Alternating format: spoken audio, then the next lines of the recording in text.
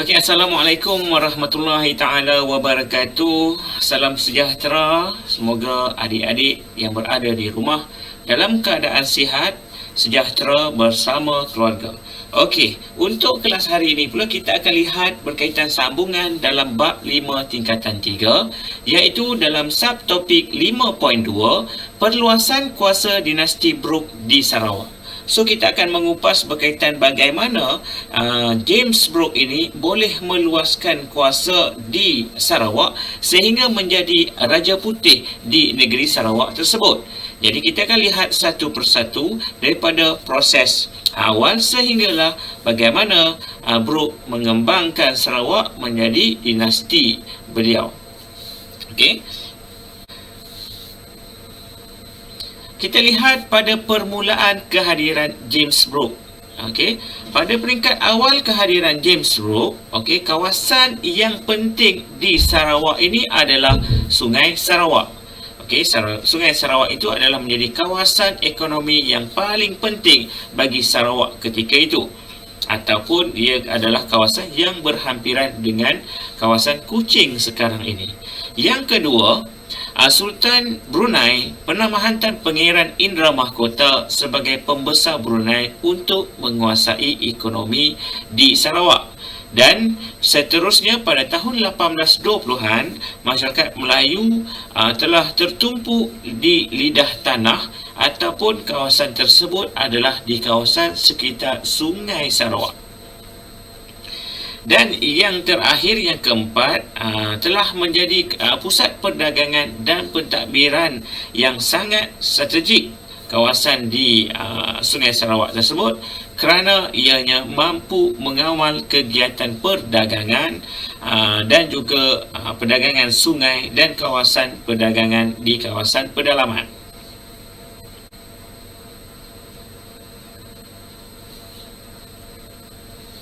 Okey, kita lihat bagaimana penglibatan 4 orang yang penting ini dalam percaturan politik dan pemerintahan di Sarawak. Okey. Pada peringkat awal di Sarawak ini, Sultan Omar Ali Saifuddin yang kedua, yang merupakan Sultan Brunei ketika itu, telah berhasrat untuk mentadbir Sarawak dengan mengawal kegiatan perdagangan di Sarawak.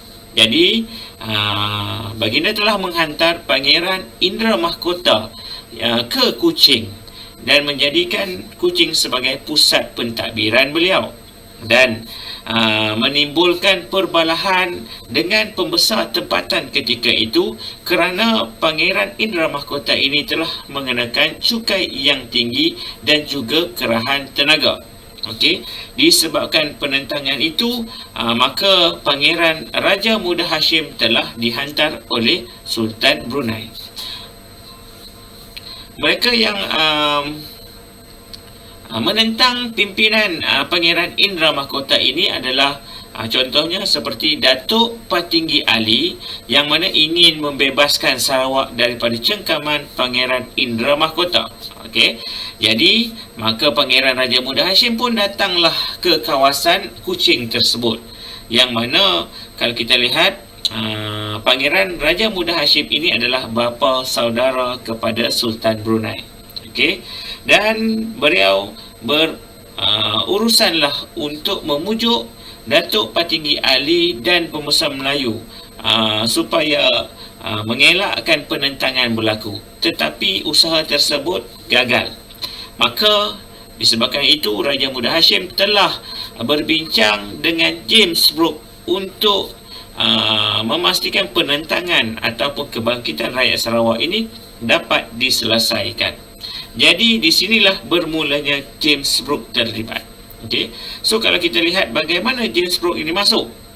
Pada peringkat awal, James Brooke ini hanyalah untuk mencari peluang ekonomi untuk mendapatkan sumber ekonomi yang ada dekat Sarawak.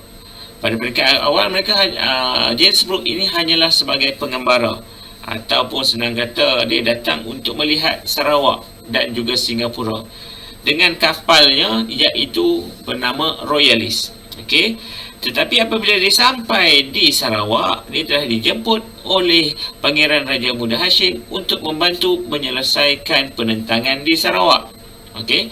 Jadi James Brooke ini juga sebenarnya telah disokong oleh Angkatan Tentera British, kerana James Brooke juga adalah bekas Panglima Tentera British. Okey. Jadi disebabkan perlawanan Pangeran Raja Muda Hashim untuk menyelesaikan masalah penentangan di Sarawak ini, maka James Brooke mengenakan syarat. Okey, apa syaratnya? Pangeran Raja Muda Hashim perlu menyerahkan Sarawak kepada James Brooke. Itulah syarat James Brooke. So kita lihat pula Datuk Patinggi Ali ni. Okey, siapa Datuk Patinggi Ali yang menentang Pangeran Indra Mahkota di Kuching ini? Okey, Datuk Patinggi Ali ini bukan orang kebanyakan. Dia adalah pembesar tempatan di Sarawak. Okey. Jadi beliau telah melakukan penentangan terhadap pentadbiran Brunei sejak pada tahun 1836. Okey, tentangan tindakan wakil Brunei yang telah menjejaskan masyarakat tempatan menyebabkan Datuk Patinggi Ali bangun menentang kepimpinan Pangeran Indra Mahkota. Puncanya tadi adalah cukai yang tinggi dan juga kerahan tenaga. Hal ini telah menyebabkan keperitan hidup kepada masyarakat Sarawak ketika itu. Jadi, mereka ataupun Datuk Patinggi Ali ini telah bersetuju berunding dengan James Brooke dan menamatkan penentangan pada peringkat akhirnya. So di sini kalau kita lihat bagaimana James Brooke menggunakan ataupun mendapatkan kuasa pemerintahan di Sarawak. So kalau kita lihat di sini ada 4 kaedah yang telah digunakan ataupun strategi. Okey. Pertama sekali tadi kalau kita lihat yang nombor 1 menggunakan manipulasi. Ingat lagi tak sebelum ni berkaitan manipulasi kes berkaitan penentangan yang berlaku di Sarawak. Okey, jadi yang kedua menggunakan 4 strategi tadi. Yang pertama adalah secara rundingan, yang kedua secara ugutan, ketiga melalui perjanjian, dan yang keempat melalui ketenteraan. So keempat-empat strategi ini telah digunakan oleh James Brooke untuk memastikan beliau dapat menguasai keseluruhan Sarawak tersebut. Okey, so kita akan lihat satu persatu. Yang pertama adalah berkaitan dengan rundingan. Okey. Di sini James Brooke telah berunding dengan Pangeran Raja Muda Hashim. Sebab nak menyelesaikan masalah pertelingkahan yang berlaku di Sarawak tadi. Okey, antara pangeran dan juga Datuk Patinggi. Okey. Jadi dalam rundingan tersebut, Pangeran Raja Muda Hashim menawarkan Sarawak kepada James Brooke. Tapi tawaran ini dilakukan sebanyak 2 kali sebelum James Brooke menerimanya. Maksudnya, terdapat 2 rundingan yang telah dilaksanakan antara Raja Muda Hashim dan juga James Brooke. Okay. Seterusnya, yang kedua adalah melalui ugutan. Okay. Juga dilakukan sebanyak 2 kali, yang mana ugutan pertama, Pangeran Raja Muda Hashim berdolak dalih dan tidak bersetuju dengan rundingan sebelumnya untuk menyerahkan Sarawak. Jadi James Brooke mengugut Raja Muda Hashim dengan menyerang kedudukan Pangeran Raja Muda Hashim di Kuching. Maksudnya dekat sini James Brooke kata kalau tak bersetuju dia akan menyerang Pangeran Raja Muda Hashim. Itu ugutan yang pertama. Kedua, tindakan ini menyebabkan Pangeran Raja Muda Hashim bersetuju menyerahkan pemerintahan Sarawak kepada James Brooke. Tetapi ingat, Pangeran Raja Muda Hashim ini bukanlah Sultan Brunei. Dia adalah bapa saudara sahaja. Jadi, ugutan kedua dilakukan oleh James Brooke secara langsung kepada pemerintah Brunei, iaitu Sultan Omar Ali Saifuddin. Okey, ugutan kedua ini untuk memastikan mengiktiraf apa yang telah dikatakan oleh Raja Muda Hashim untuk menyerahkan Sarawak kepada James Brooke. Okey, jadi Sultan Omar Ali Saifuddin telah diugut pula oleh James Brooke, yang mana James Brooke pergi sendiri ke Brunei yang diiringi oleh Angkatan Tentera Laut British. Ugutan di sini kalau kita lihat kenapa dia datang dengan Angkatan Tentera Laut pasti ada agenda tersendiri. Okey, dan kehadiran James Brooke adalah untuk mengesahkan penyerahan Sarawak yang saya telah sebutkan tadi. Okey, dan tindakan tersebut telah menyebabkan Sultan bersetuju mengesahkan penyerahan Sarawak tersebut. Mana tak setuju kerana James Brooke datang dengan bala tentera laut. Ingat tentera British ini adalah antara tentera yang begitu hebat. Ya, dan kita tahu juga James Brooke ini juga adalah bekas tentera. Jadi pasti dia tahu berkaitan dengan selok-belok ketenteraan. Strategi yang ketiga pula adalah melalui perjanjian. Apabila telah adanya pengesahan, maka James Brooke menggunakan perjanjian untuk meluaskan kuasa. Okey, dua perjanjian penting berlaku pada tahun 1841 dan juga 1842. Okey, perjanjian 1841 antara James Brooke dengan Pangeran Raja Muda Hashim. Yang kedua adalah setahun kemudian antara James Brooke dan juga Sultan Omar Ali Saifuddin. So, kalau kita lihat kedua-dua perjanjian ini,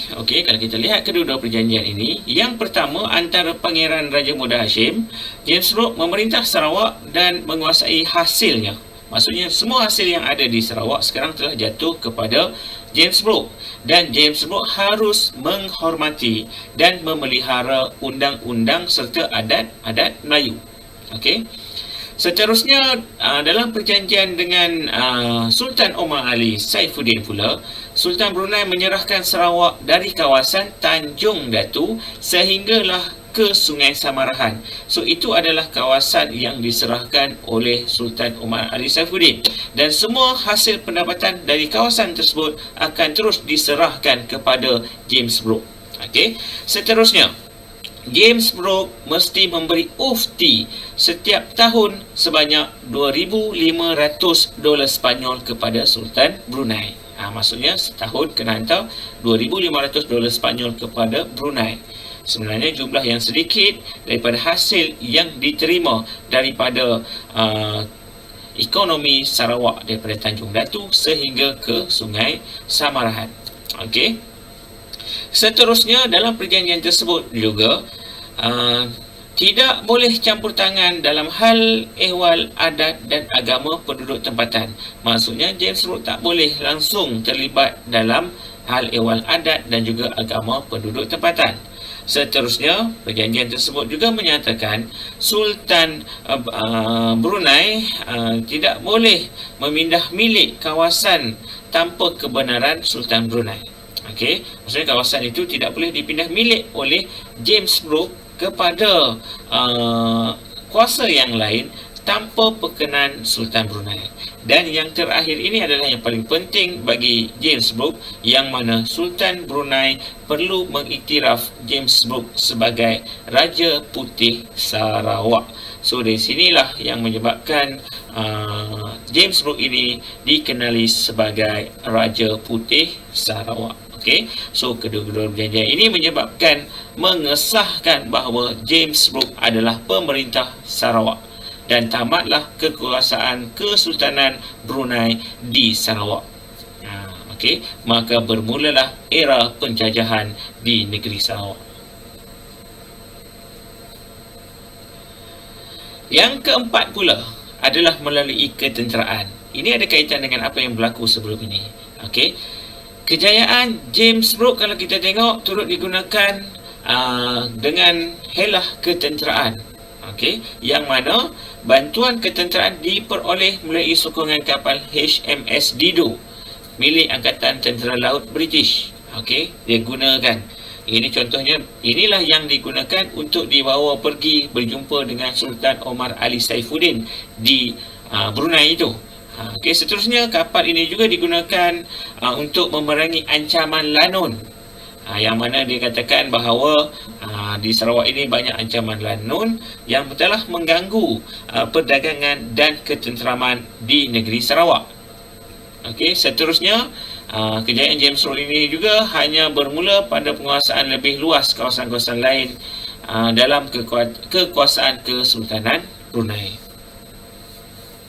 Maksudnya di sini James Brooke ini, ketenteraan ini hanyalah permulaan kepada penguasaan yang lebih luas bagi kawasan lain dalam kekuasaan Kesultanan Brunei.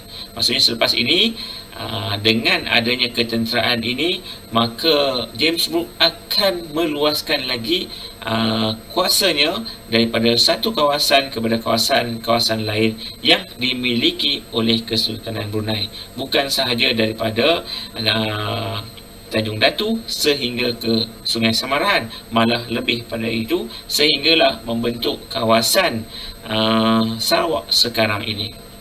Okey, kalau kita lihat bagaimana James Brooke mendapatkan kuasa pemerintahannya, di sini ada 7 yang menyebabkan James Brooke mendapat kuasa pemerintahan. So, sekiranya soalan keluar berkaitan dengan bagaimana James Brooke meluaskan kuasa pemerintahannya, so ada 7 isi yang penting. Pertama, kekuatan ketenteraan. Kedua, menentang kebangkitan orang tempatan. Ketiga, memperoleh sokongan sebahagian rakyat tempatan.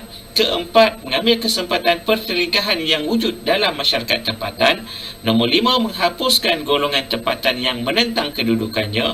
Yang keenam, memperkukuh pertahanan Sarawak. Dan yang terakhir, yang ketujuh adalah sokongan keuangan. So, ketujuh-tujuh inilah yang menjadikan James Brooke berjaya menguasai pemerintahan di Sarawak. So, kita lihat satu persatu. Okey, yang pertama adalah kekuatan ketenteraan. Kalau kita lihat,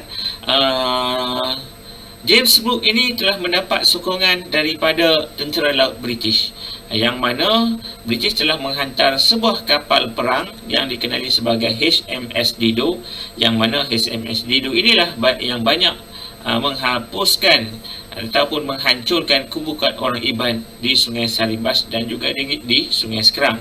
Dan di sinilah kalau kita lihat yang mana James Brooke menyatakan bahawa orang Iban ini sebagai lanun, yang menyebabkan kemudiannya orang Iban, terutamanya Rentap, telah menentang James Brooke. Yang kedua adalah menentang kebangkitan orang tempatan. Okey, James Brooke menganggap kebangkitan orang tempatan ini adalah sebagai lanun.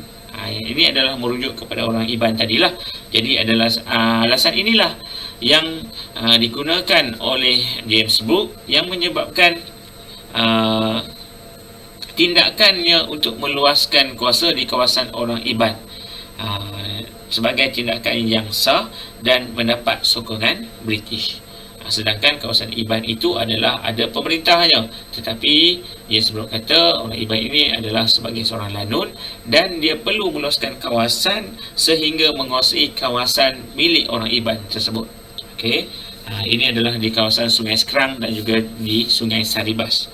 Yang ketiga pula adalah memperolehi sokongan sebahagian masyarakat tempatan.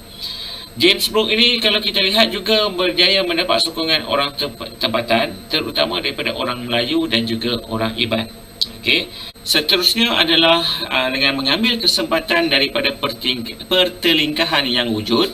Contohnya James Brooke menyokong Pangeran Matusin hingga membolehkan Brooke memecahkan kekuatan masyarakat tempatan di Mukah.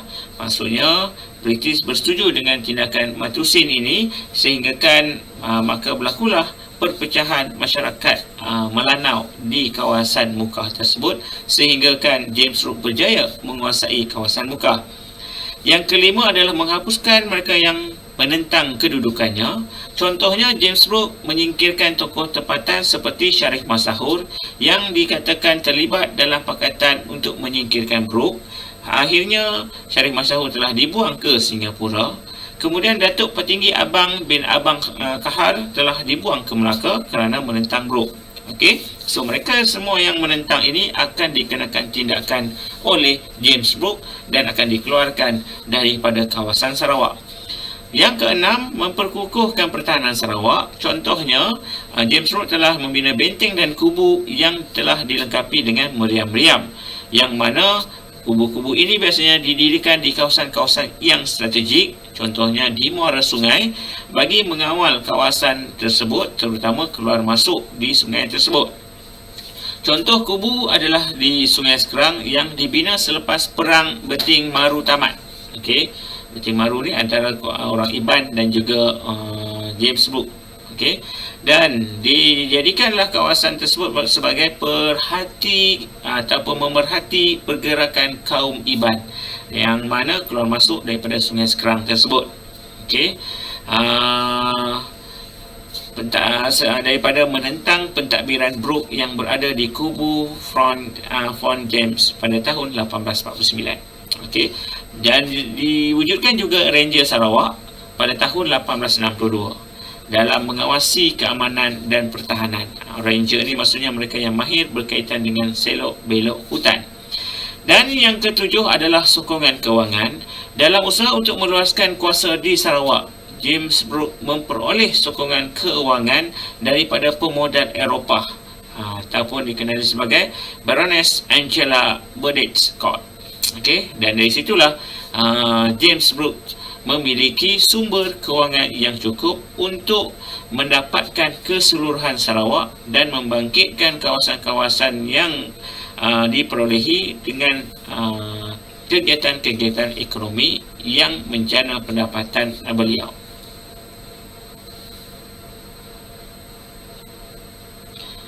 Okey, ini adalah kronologi bagaimana proses Brooke mendapatkan kawasan-kawasan selain daripada kawasan yang ada dalam perjanjian 1842 daripada Tanjung Datu sehingga ke Sungai Samarahan. Kemudian selepas itu James Brooke telah meluaskan kuasa sehinggalah dalam keadaan peta Sarawak sekarang. Okey, pada tahun 1841 James Brooke menguasai kawasan Kuching dan Tanjung Datu ke Sungai Samarahan.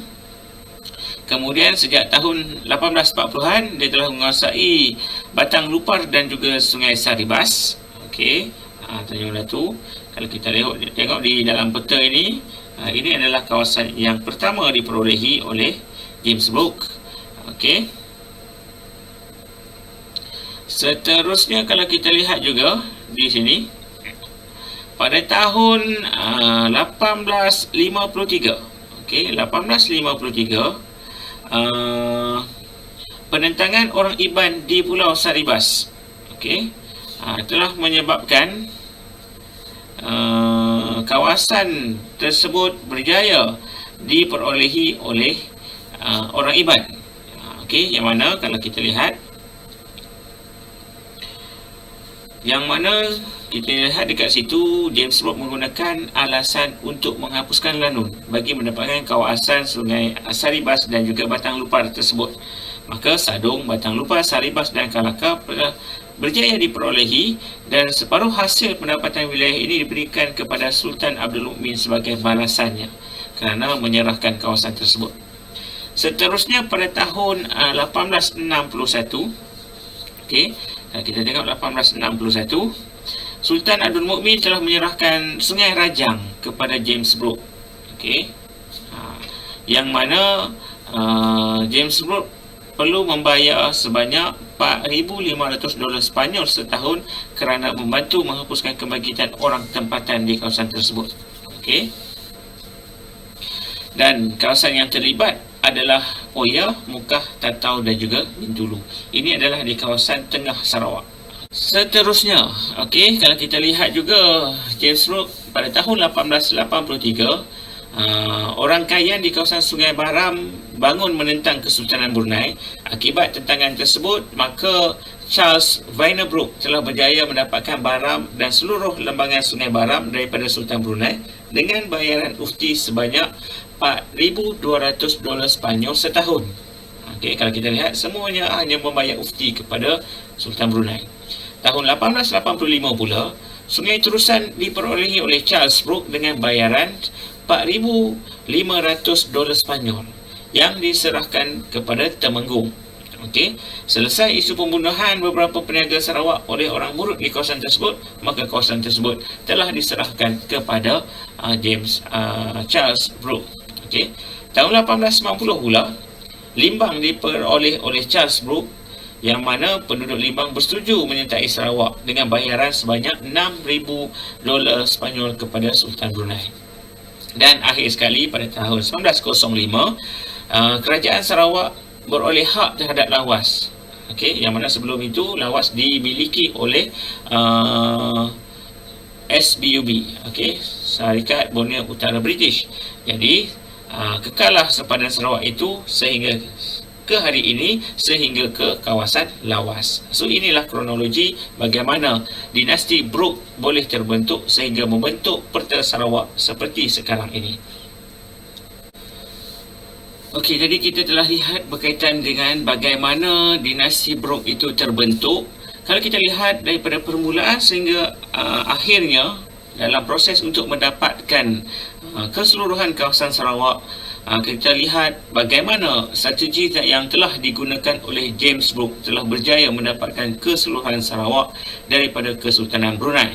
Malah konflik-konflik ataupun perbalahan yang berlaku di dalam masyarakat tempatan menyebabkan lebih memudahkan James Brooke untuk memasuki kawasan-kawasan Sarawak. Sejarah juga telah membuktikan bahawa tanpa ada sifat bersatu padu ataupun sifat curiga terhadap bangsa asing menyebabkan kawasan-kawasan yang dahulunya adalah milik kita mungkin akan jatuh ke tangan orang asing. Jadi kita hendaklah terus memperingati peristiwa sejarah bagi memastikan supaya sejarah yang pernah berlaku dahulu tidak akan berulang lagi pada masa hadapan. Sekian sahaja untuk kelas kita pada hari ini. Sekian, terima kasih.